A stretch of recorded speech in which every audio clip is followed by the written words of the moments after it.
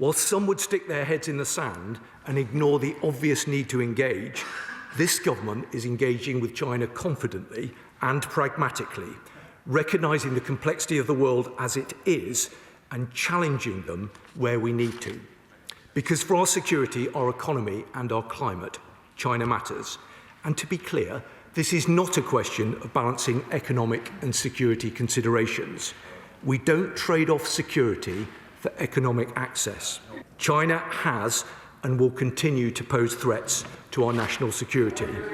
But following detailed consideration of all possible risks around this new embassy by expert officials across government, I am assured that the UK's national security is protected. Well, joining me now is our chief political correspondent, John Craig. So, John, why is the government so adamant that this is the right decision? Because of assurances they've received from the security services, and indeed because, as Mr Jarvis put it, the government, the Tory government, went from what he called golden age to ice age. And of course, there's been a lot of complaints from opposition MPs. This is all linked to a visit to China by the Prime Minister. Well, yes, that's true. He obviously wanted to get this approved before that visit.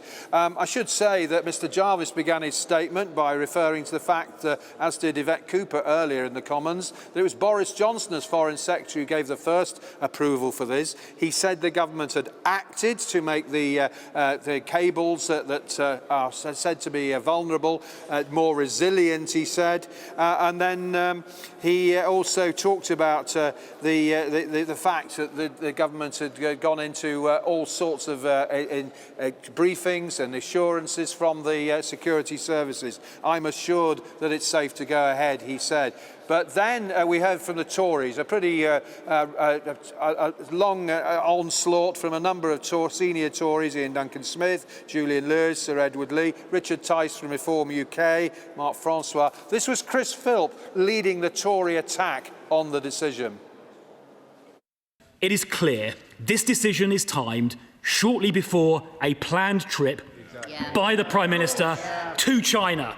He apparently intends to seek some kind of economic deal with China in order to fix the mess he and the Chancellor have created here, with jobs down and unemployment up since the election. They are trading national security for economic links, and this is a shameless capitulation to China's demands.